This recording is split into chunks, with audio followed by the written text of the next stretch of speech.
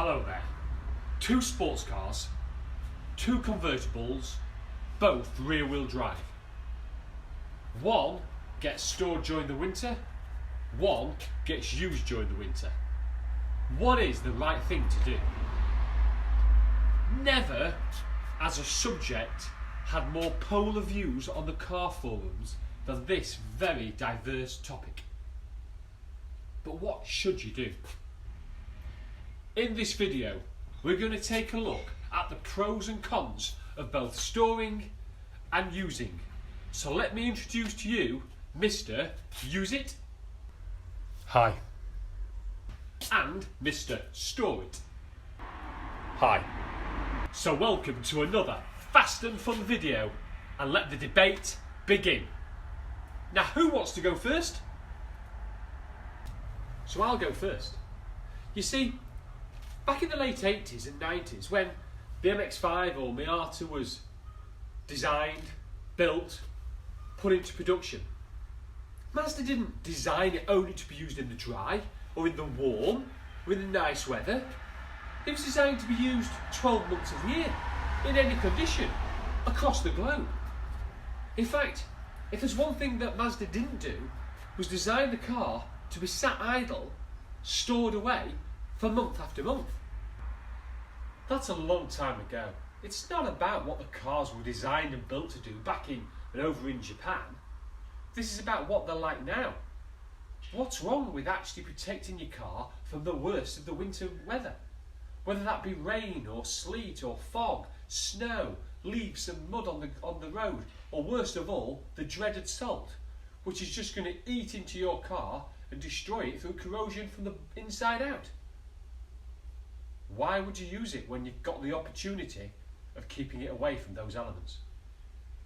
That doesn't make sense to me.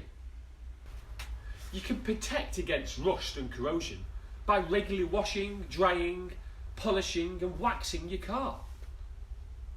And that's far more offset by all the risks and problems you're going to get by storing your vehicle. Things like the engine and oil lubrication for your engine and gearbox, or gaskets and seals drying out. You'll have suspension sagging or brakes sticking, or corrosion in your fuel tank, or flat spotting of your tyres, batteries going flat. Do you want me to go on? And you can protect against most of those issues you just talked about. You put more pressure in your tyres, you overinflate your tyres. You keep your fuel tank filled up. You put it on a battery maintainer, trickle charger. You leave your handbrake off. You keep it dry and keep it clean. I don't understand. You can mitigate most of those risks associated with everything you've just said. I don't get fun and pleasure in driving at night, in the dark, in the rain, in a powerful rear-wheel drive sports car. In fact, the probability of an accident occurring, whether your fault or somebody else's, is greater in the winter months than it is in the summer. So why risk your pride and joy? I don't understand that.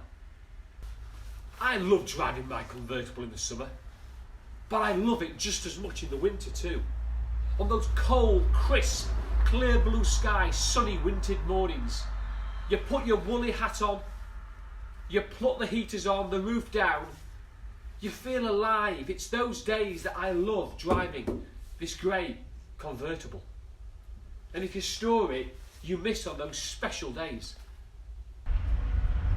See, I don't really get that. Because you might leave in the sunshine, but you'll be arriving back in the snow.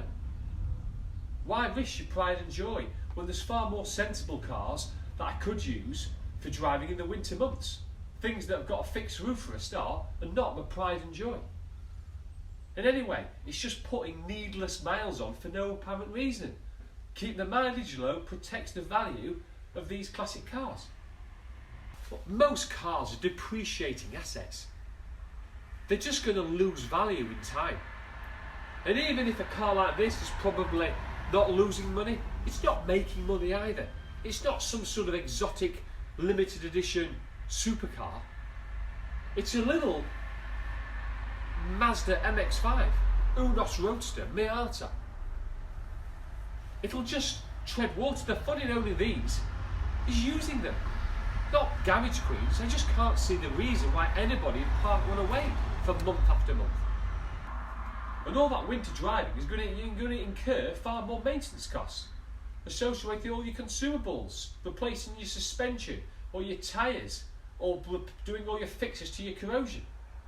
And with respect to running costs of the car, by storing it away, you're going to incur so many more maintenance costs, fixing all the problems that your storage has caused, long-term problems that are really expensive to fit. Just because I use a little bit more fuel, a little bit more rubber off my tyres, it's going to be way cheaper to do this than keep that vehicle stored. And you know that feeling you get when you pick up your new car or your new second-hand car? That excitement that you get, everything's new. Well, I get that feeling every spring when I start this car for the first time. It's like I've just owned it for the first time. Everything feels new, it feels different. I feel excited. You don't get that if you drive it every day. And I get that fun of using my little sports car 12 months of the year, rather than sat in the house looking at my car, worried about all the things that are going to go wrong when I come to start it. And that's just not true. I don't care whatever car you use, if you use it every day, all year, that specialness, that excitement that you get from driving the car just becomes normality. I want my cars, my sports cars, to feel special every time I get into them. So there we have it. Are you any clearer? Has that made that decision a little bit clearer? Probably not. And I think the reason for that is because there's no definite correct answer. Everybody's needs are different. Some people, it may be their only car. Others live in a geographical location with all year sun. And for others, they just don't see the point in a depreciating asset sat idle.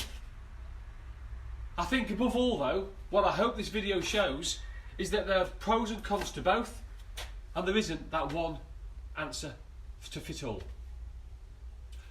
I hope you enjoyed the video. If you did, give me the thumbs up.